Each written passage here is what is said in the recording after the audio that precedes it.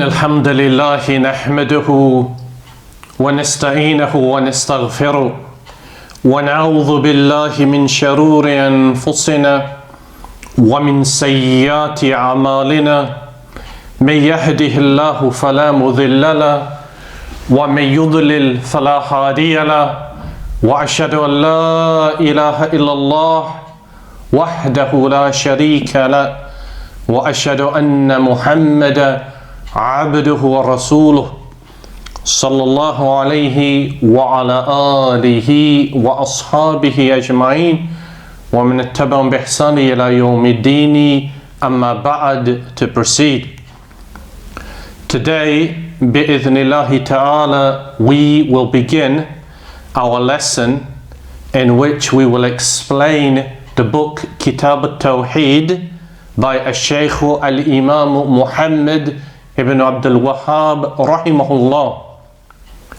And the explanation that we will be using in order to explain Kitab at-Tawheed is the one called al-Qawlu al-Mufidu ala Kitab at-Tawheed, written or spoken by Shaykh Muhammad ibn Salih al-Uthaymeen Rahimahullah, and then it was transcribed and prepared as a book.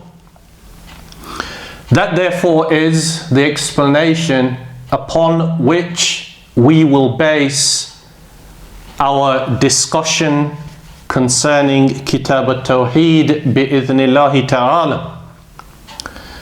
To begin therefore, Shaykh Muhammad bin Salih al-Uthaymeen rahimahullah, he begins by introducing the subject of at-Tawheed by way of a foundation. Therefore, at-Ta'rif, the definition or the meaning of at-Tawheed in the language is to make something one. If you make something one, then that is the concept upon which at-Tawheed is established. That is why in Surah As-Sad, Allah Azza wa Jalla mentioned concerning al-Mushrikun, what they said to the Prophet Muhammad sallallahu alayhi wa sallam, أَجَعَلَ الْآلِهَةَ إِلَهًا وَاحِدًا إِنَّ هَذَا لَشَيْءٌ أُجَابٌ. Has he made all of our aliha, our gods, ilahan wahida, a single God? Indeed, this is a strange matter. So when the Messenger Muhammad sallallahu alayhi wasallam called the mushrikun to al-Islam, he called them to at-Tawheed, and he called them to abandon all that they worshipped apart from Allah Azza wa Jalla. That is a da'wah, or the call to at-Tawheed. Its definition therefore is to make something singular. And at-Tawheed is al-Masdar, which in Arabic terminology or grammar, it means it is the origin, or it's the foundation of a particular group of words. In the Shari'ah, it relates to making Allah Azza wa Jalla unique with regards to three matters: ar-Rububiyyah, al-Uluhiyyah, and al-Asma'u was-Sifat. So in the language, it is to make something one. According to the Shari'ah, the definition of at-Tawheed is to make Allah Azza wa Jalla unique, to single him out with regards to three matters: ar-Rububiyyah, al-Uluhiyyah, and al-Asma'u was-Sifat. And all of those will bi-idhnillahi ta'ala be explained. Now we're not going to speak in any detail regarding that division of at-Tawheed into three categories. But suffice to say that this is not a new concept. Rather, it was mentioned in the books of those who came before, And it has continued to be mentioned by al-ulama, and they did so upon that basis of what we call at-tatabbu' wal-istiqrar. Meaning that when you analyze and scrutinize and collect the evidences of the Sharia, you will find that the discussion concerning at-Tawheed, it relates to these three categories. And Allah Azza wa Jalla, He collected them together in the ayah in Surah Maryam, when He said, Azza wa Jalla, Rabbus samawati wal ard, wama baynahuma fa'budhu wastabir li'ibadatihi hal ta'lam lahu samiyya. Meaning, Rabbus samawati wal ard, the Rabb, the Lord of as-samawat, the heavens and the earth, وَمَا بَيْنَهُمَا, and that which is between them, فَأَبُدْهُ, so worship Him, وَاسْتَبِرْ لِعِبَادَتِهِ, and have patience upon that worship, هَلْ تَعْلَمْ لَهُ سَمِيًّا, do you know any example for Him? In that one ayah, Allah Azza wa Jalla collected the three categories of at-Tawheed. Why? Because we have Rabbus samawati wal ard, the Lord of as-samawat wal ard. That is Taheed ar-Rububiyyah. Fa'abudhu, so you worship Him. That is Taheed al-Uluhiyyah or al-Ubudiyyah, and that will be explained. Hal ta'lam lahu samiyya, do you know any samiyya example for Allah Azza wa Jalla? And that relates to Tawheedu al-Asma'i was-Sifat. So these three categories of Tawheed are present within this single ayah in Surah Maryam. That is why, as we mentioned, that if you analyze and scrutinize and collect the evidences from the Sharia, then you will find that the discussion concerning of Tawheed, it relates to one of these three categories. Or in that example, the ayah, it contains all three. So the first category, therefore, Taheed ar-Rububeeyah, which in English is usually translated to mean the Taheed of Allah's Lordship. Now when we speak about Tawheedu ar-Rububiyyah, then the discussion relates to the three aspects of Taheed ar-Rububiyyah. And that is that Allah is unique with regards to al-Khalq, the creation, wal-Mulk, the ownership, and the Tadbir, which is the organization. So three matters that Allah Azza wa Jalla is unique with regards to, that is present within Tawheed ar-Rububiyyah. They are al-Khalq, that Allah alone is the creator, al-Mulk, that Allah alone is the owner, and at-Tadbir, that Allah Azza wa Jalla alone is the organizer of the affairs of creation.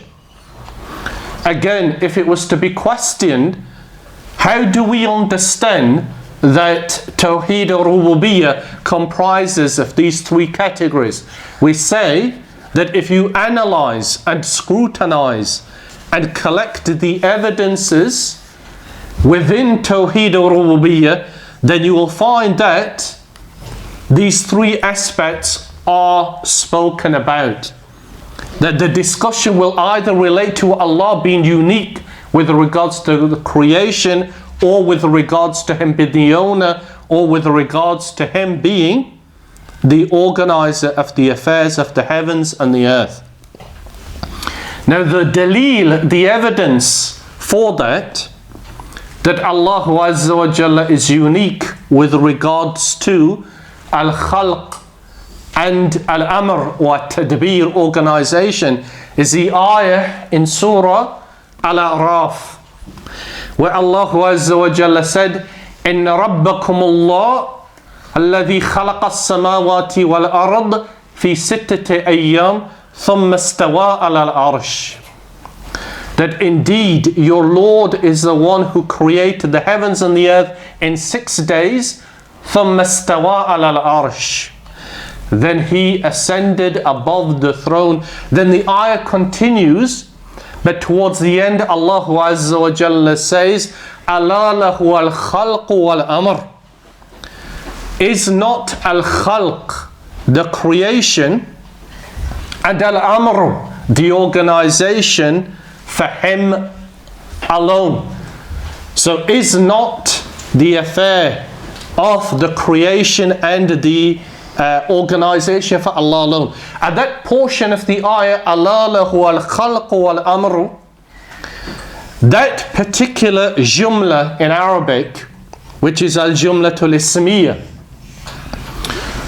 and we know that al-jumlatul ismiyah, it comprises of 2 parts, al-mubtada'u and al-khabar.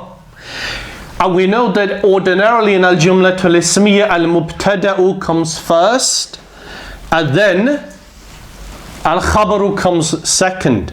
So first we have al-mubtada'u, then we have al-khabaru, and that is al-jumlatul ismiyah. This jumla in the ayah, أَلَا لَهُ الْخَلْقُ وَالْأَمْرُ, the khabar has come first. Al-mubtada'u has been delayed. So al-khabar is lahu, for him. Al-mubtada'u is al-khalqu. So when Allah Azza wa Jalla reversed the order of al-mubtada'u and al-khabar, the effect of that is to restrict the matter for him alone. Because ordinarily we would say in Arabic, al-khalqu wal-amru lahu. Right? We would say al-khalqu wal-amru lahu. But when Allah Azza wa Jalla reversed the order and said, lahu al-khalqu wal-amru, then its effect is to restrict that to Allah Azza wa Jalla alone. Similarly, Allah Azza wa Jalla said, هَلْ مِنْ خَالِقٍ غَيْرُ اللَّهِ يَرْزُقُكُمْ مِنَ السَّمَاءِ وَالْأَرْضِ. He said, is there a khaliq? Is there a creator other than Allah, يَرْزُقُكُمْ مِنَ السَّمَاءِ وَالْأَرْضِ, who gives you sustenance in the sky and upon this earth? Is there another creator besides Allah? Meaning that no, there is no other creator besides Allah Azza wa Jalla. Therefore this ayah, it restricts al-khalqu, the creation, to Allah Azza wa Jalla alone.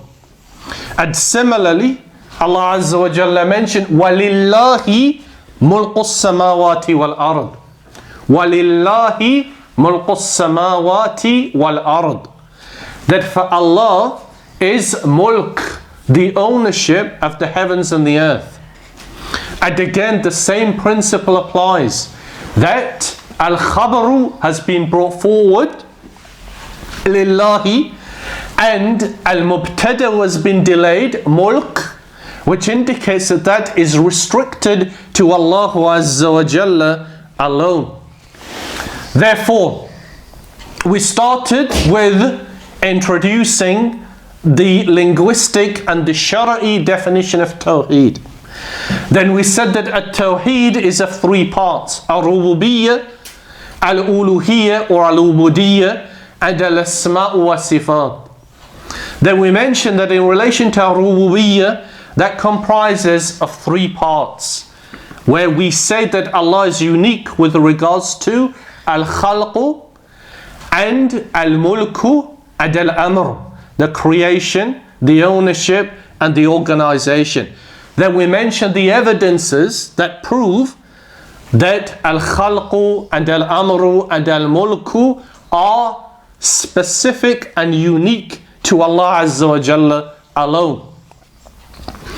But then, if we accept that principle that Allah is the only Khaliq, and Allah is the only Malik, and Allah is the only one who organizes the affairs of creation, then why is it that in the ayah in Surah Al-Mu'minun, towards the end when Allah describes the creation of mankind, He mentions فَتَبَارَكَ اللَّهُ أَحْسَنُ الْخَالِقِينَ فَتَبَارَكَ اللَّهُ أَحْسَنُ الْخَالِقِينَ. So blessed is He, أَحْسَنُ الْخَالِقِينَ, the best of creators.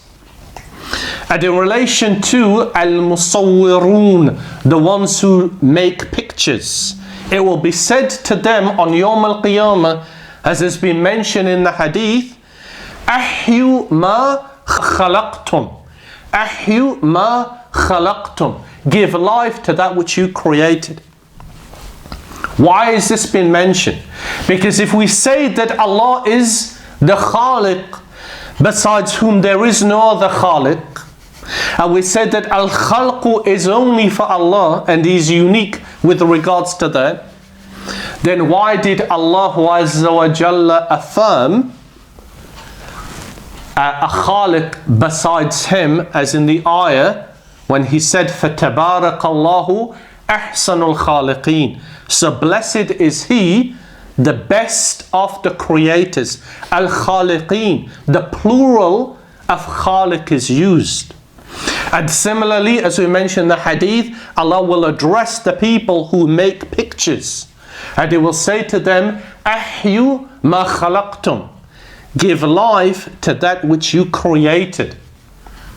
Why is Allah Azza wa Jalla affirmed a creator besides Him? We say that there's a difference between Allah being Al-Khaliq and a creator in this world. What is that difference? The first difference is that Allah Azza wa Jalla is Al-Khaliq, and that He creates something from nothing.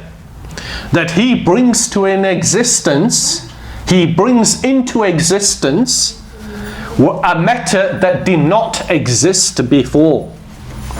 So He says, for example, as He mentioned, كن فيكون.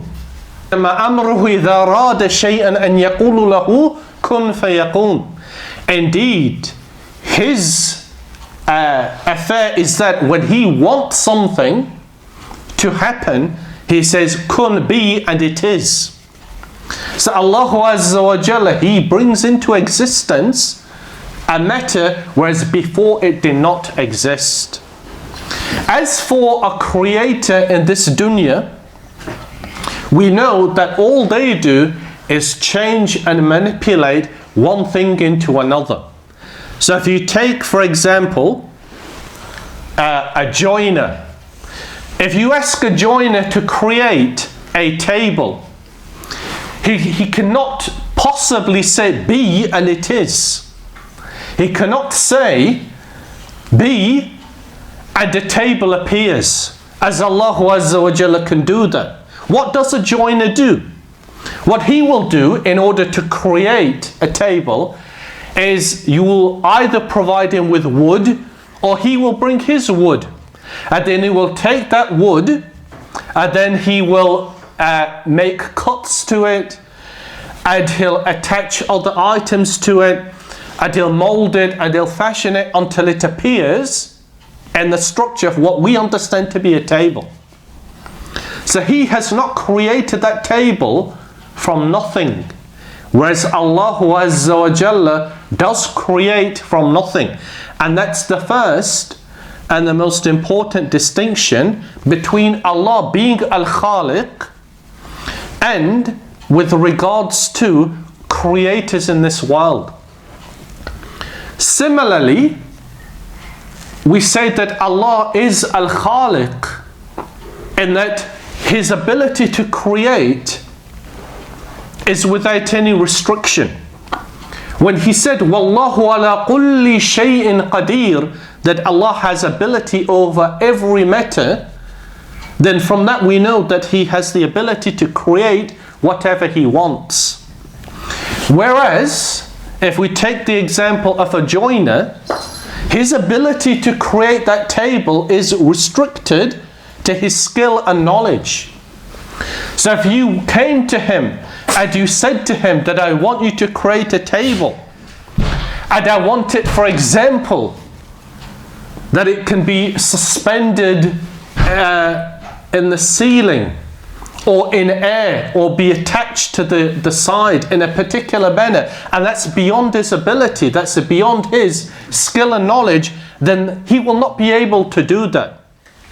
So the distinction therefore between Allah being Al-Khaliq and creators in this dunya is that Allah's ability to create is unrestricted, and He does so from nothing with a simple word. Whereas those in creation, we say that that's a restricted type of creation because they will only ever change or alter or manipulate one thing into another. So as we mentioned the example of a joiner, he needs wood in order to create a table. And even if you remove the wood and he went to a tree, he could take the wood from the tree. But if you remove the tree, then he would have no ability to do that. Allah Azza wa Jalla is the one who created the wood, and He's the one who created the tree, and He's the one who created the earth from which the tree comes, and He was the one who created the seed from which the tree comes, and He's the one who sent down the rain from the sky in order to nourish the earth, in order for the seed to grow and for the tree to appear, in order for Him to take His wood. All of that is because Allah Azza wa Jalla has the ability over all matters.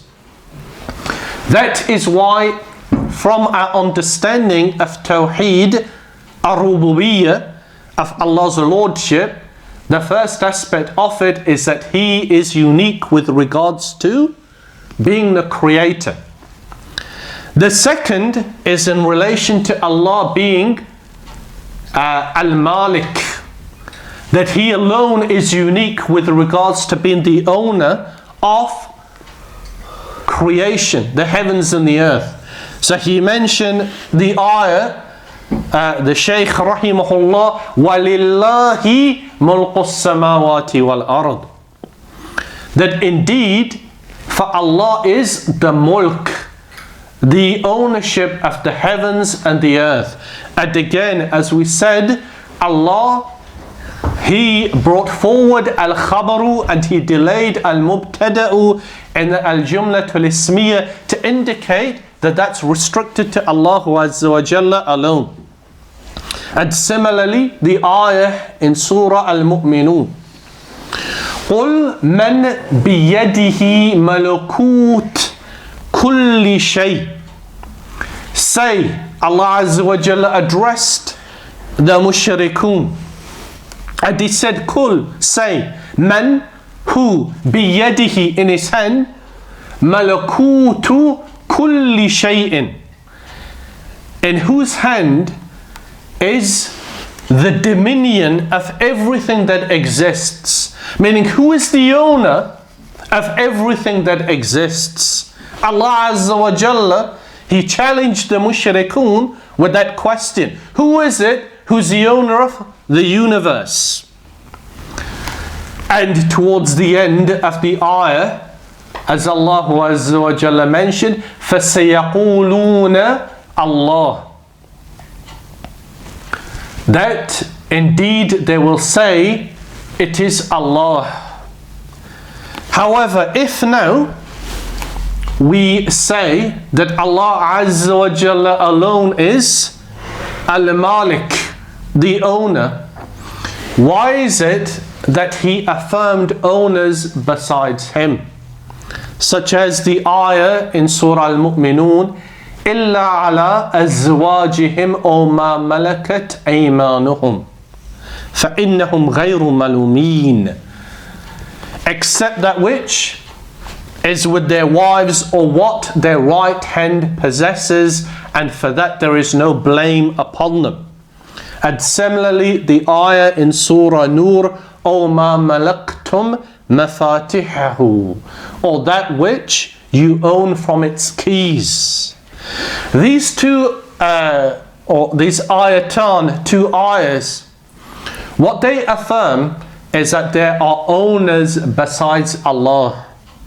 So how do we reconcile that Allah Azza wa Jalla alone is al-Malik, and that's part of ar-Rububeeyah, which he's unique with, and yet he has affirmed that there are owners in creation.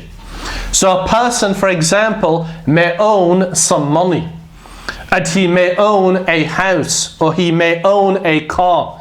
So you would say that that person is al-Malik of that particular object or that thing. How do we reconcile that Allah is unique with regards to al-Mulk, ownership, when He Himself, Azza wa Jalla, He affirmed ownership in creation? We do so by this principle, that the ownership in creation is restricted. It's limited. Why? Because a person may own that which is in his pocket. So he may have a few pounds and he may say, I'm the owner of this money. However, he cannot say that I am the owner of his friend's money that he has in his pocket. And similarly, his friend, he can say, I'm the owner of my money, but of course he cannot say that I'm the owner of so-and-so's money. So ownership in this dunya is restricted to you, what you have alone, and it's not what somebody else has. So ownership in the dunya, in creation, is restricted with regards to its jurisdiction, meaning it only affects you. What you have, you're the owner of. What somebody else has, they're the owner of that. You neither own what they have and they don't own what you have. The second point that's mentioned is that even if you say that I'm the owner of what I have in my pocket, or that I'm the owner of this house, or that I'm the owner of that car, it is still a deficient type of ownership. Why? Because you are not allowed to use your money, for example, except in a permissible manner. You're not allowed to use what Allah Azza wa Jalla has entrusted you with regards to your money, and then spend it in an impermissible manner. Which illustrates the point that you're not in reality the owner. And the hadith well known that the feet of the son of Adam alayhi salam will not move on Yawm al-Qiyamah until he's asked about 5 matters. 2 of those matters is an malihi min ayna akhadha wa fima anfaqa. His wealth, where did he get it from and how did he spend it? If a person was truly the unrestricted owner of his money, he will not be questioned on Yawm al-Qiyamah by Allah Azza wa Jalla, well, what did you do with this money? He will not be questioned. Rather, he will be questioned. Why? Because he was not in reality the owner.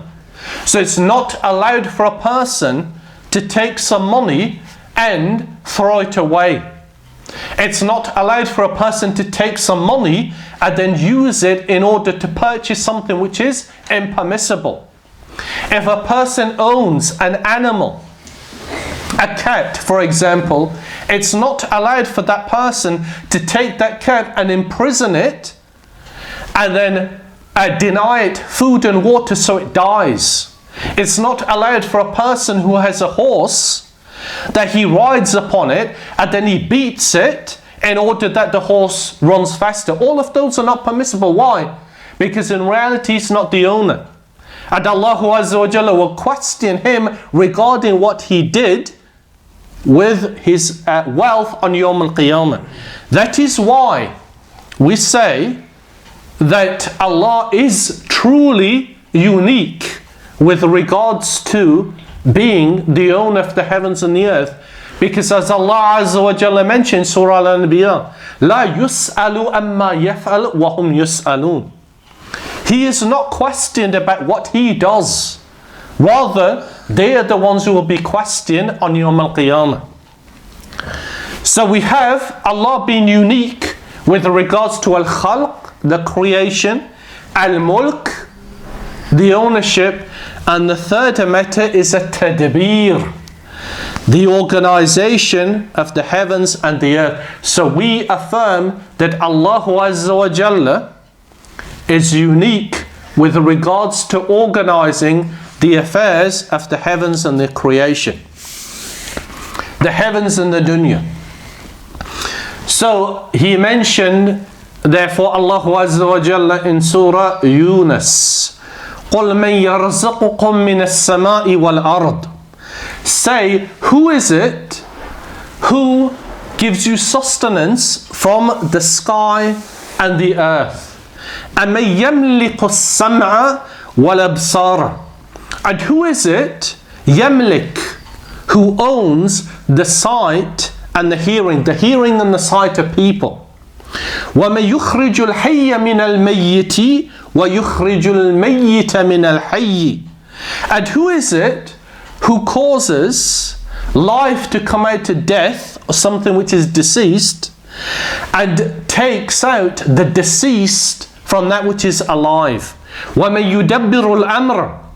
And who is it, يُدَبِّرُ الْأَمْرَ, who organizes the matters of this dunya, the affairs of creation? فَسَيَقُولُونَ اللَّهِ. فَسَيَقُولُونَ اللَّهِ. Then indeed they will say Allah. قُلْ أَفَلَا تَتَّقُونَ. Then say to them, will you not then have a taqwa? This ayah, Allah Azza wa Jalla is addressing whom? Al-Mushrikun. He's asking them, who is it who gives you sustenance from the sky and the earth? Who is it who actually controls and gave you the ability to hear and to see? Who is it who takes life out of death and death out of life? Who is it who organizes the affairs of creation? فَسَيَقُولُونَ اللَّهِ. Indeed, they will say Allah. قُلْ أَفَلَا تَتَّقُونَ. Then say to them, will you not have a taqwa? فَذَلِكُمُ اللَّهُ رَبُّكُمْ فَمَاذَا بَعْدَ الْحَقِّ إِلَّا الضَّلَالِ فَأَنَّا تُصْرَفُونَ. Then that is Allah, Rabbukum, your Lord, in truth. And what is it? بَعْدَ الْحَقِّ, after the truth, إِلَّا الضَّلَالِ, except misguidance. فَأَنَّا تُصْرَفُونَ. So what is it that's caused you to deviate? This ayah is interesting. Why? Because al-Mushrikun affirmed that Allah Azza wa Jalla is indeed the one who organizes the affairs of creation. As for a person, he might say, well, I organize the affairs of my home. A person who works in an office might say, I organize the affairs of my office, and so on and so forth.